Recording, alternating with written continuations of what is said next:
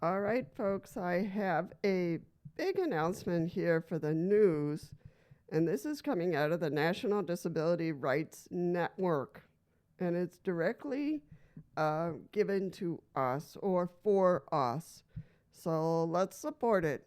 So the title reads Disability Rights Advocates and Union Workers launch joint campaign to improve access to air travel for passengers who use wheelchairs.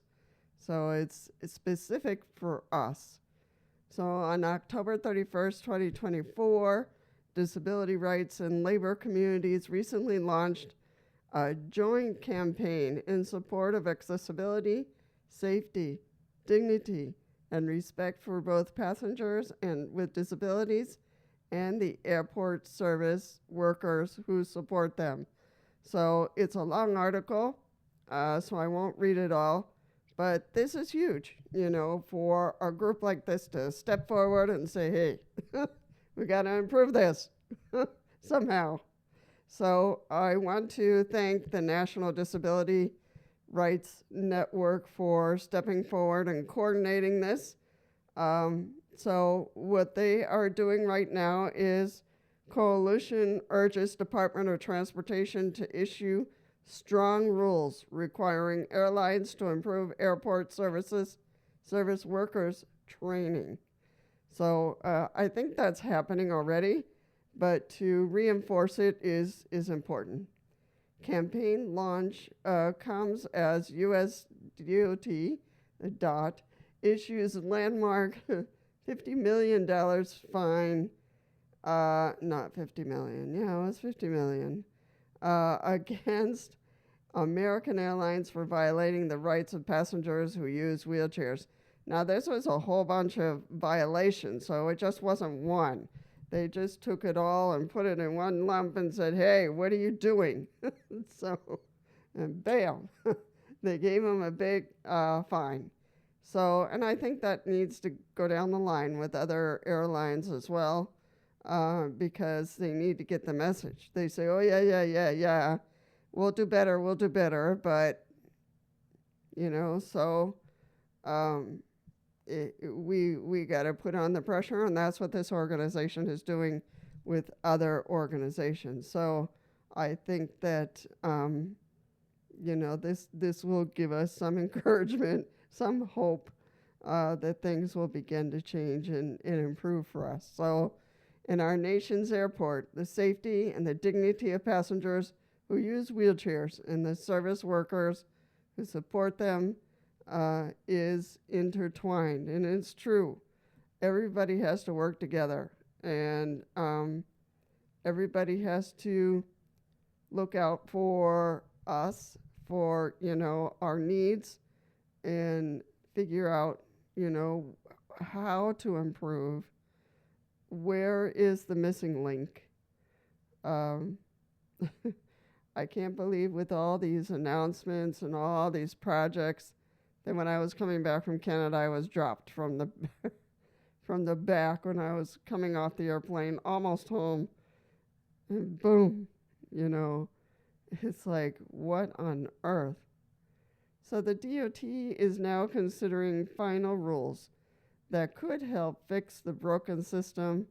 SEIU, AAPD, and NDRN, and United Spinal have united forces to urge Secretary Buttigieg to build on the landmark $50 million fine on American Airlines and issue a final rule ensuring safe accommodations for the air travelers with disabilities using wheelchairs with the strongest possible training requirements as submitted in a comment by the disability community and SEIU in response to proposed rulemaking, including enhanced competency-based training, active, vigorous enforcement of airline compliance, and partnership between airlines and their service providers. So that means the people who help us with the wheelchairs, those at the desk when they're checking us in, because it has to be everybody. You know, on the other day, when I was flying to Canada, everybody was getting on the plane, and I was like, what the heck? So I called over gently to a parent. She was with her kids and her husband, and I said, "Hey, Mom, could you do me a favor?" I said, "Could you let the uh, airport people at the desk that they're missing me? I'm on their list."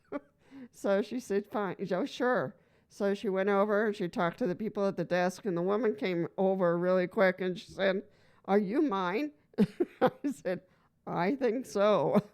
So she looked at her list real quick. She said, "Oh, my God, you are mine." So I could have been missed if I hadn't spoken up. And I didn't have my wheelchair. They had dropped me off.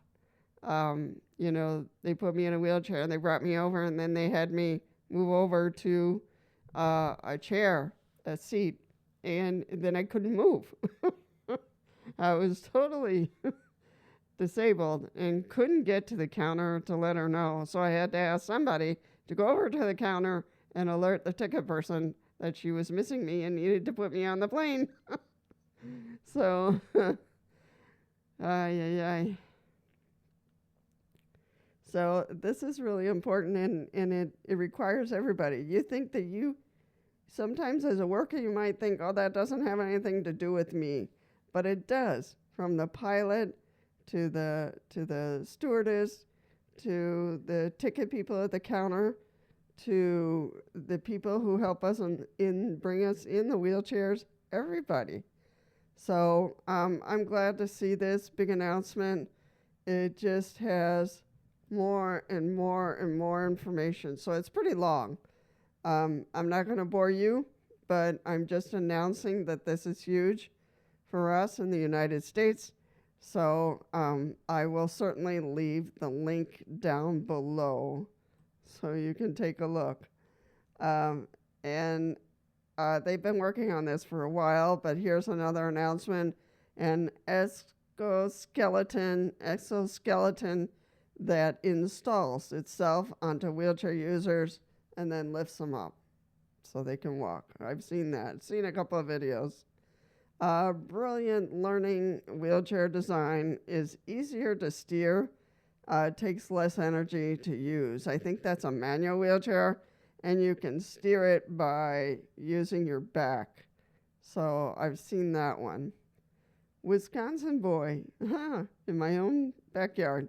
Wisconsin boy uses wheelchair to become a big help around his school. So there you go. I will post that so you can read that because it's local. Flying with a wheelchair in the U.S., 5 top tips for the first-time traveler. So there's one that we have on our channel, but other people have other ideas, so we'll post that for sure. Reflection on my power chair now that I can't use it. Not sure what that's about, but I'll post that one. DOT and Delta reveal plans for wheelchair adaptive seats on planes. So I told you, Delta is going to come ahead of the line and start using their adaptive seats so wheelchair users can come on. Delta announces wheelchair-friendly seating, so that's another one. United strengthens innovative, accessible initiatives. So good for you, United. Keep going. Yamaha Motor launches new wheelchair electric power units. Interesting. Doctor of Physical Therapy students help at 3rd annual wheelchair wash and tune. That's cool. I've always wanted to go to that one. I know they have it around, but this is in St. Francis University. Long repair delays impact wheelchair users nationwide, so they're pushing that one. This wearable robot lets wheelchair users stand and walk all on their own. So again, that's the exoskeleton that can the wheelchair user leans on the top part, and they stand up, and the exoskeletal stands up for them, and it helps them walk. It's kind of very robotic, but it's very cool. So I'll certainly post. So those are all the announcements, and I think that the DOT Delta and Delta reveal plans for wheelchair adaptive seats. So that one, let's see what it's about. I'm curious. Oh yeah, it's Delta's design for the wheelchairs to back up in it and to be strapped down. So it's coming, folks. Let's see if there's any dates, because they already designed this in the UK. So it's already made. It's been tested. So I think they got their certification. So now they're trying to get permission in the US probably. It's been a long time coming, but air travel is about to get a little less complicated for travelers who use wheelchairs. This week, the Department of Transportation, DOT, the Federal Aviation Administration, FAA, and Delta Airlines confirm, per USA Today, that innovations are being made so that wheelchair users can remain in their wheelchair while flying. The confirmation came after Rights on Flights, a campaign that seeks systematically change air travel for the better for disabled travelers, and that's happening in the UK, not here. So yeah. Rights on Flights, that is the UK campaign that seeks systematically change air travel for the better for disabled passengers, announced the plans on social media. So that's been going on a little while in the UK. So I'm hoping Jem will announce this. Has to do with victory in her own country. So she's another YouTuber who talks a lot about manual wheelchairs and her life as a wheelchair user, so, and her family and how they help her and her trips.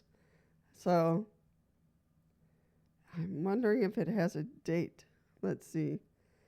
The latest news that passengers will be able to remain seated in their own equipment is a relief for disabled travelers, as well as those who have been fighting for their rights. Sophie Morgan, founder of the Rights on Flights, called it the moment the organization has been waiting for. Morgan continued, "This is the first step on a long journey towards change. Now we call on all the airlines to adopt this invocation and change the world for the wheelchair users." So it's not giving me a date yet. The changes won't happen overnight, as airlines will have to test and install the new seats and get the changes approved. Because I think that's where they are in the UK, that they have to get the certification.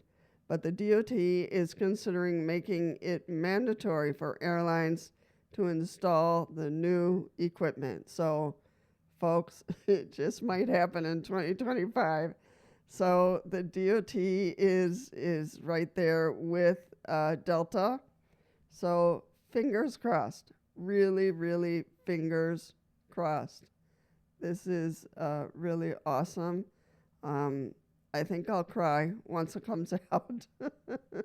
I really will. But anyway, that is the bits of news, and I will catch up with you. I just want to say thank you, everyone, for coming. I'm hoping you enjoyed. What is wrong with my words these days? If you enjoyed the bits and pieces of news, great, awesome. Please feel free to subscribe or to press the like button or to share this video far and wide, because the news is great. It is awesome. And we are getting there, folks. You know, people are on our side to make things better for us. So let us see what we can do for them. Um, all right, folks, be kind, be good to others, and I'll see you, guess where, in the next video.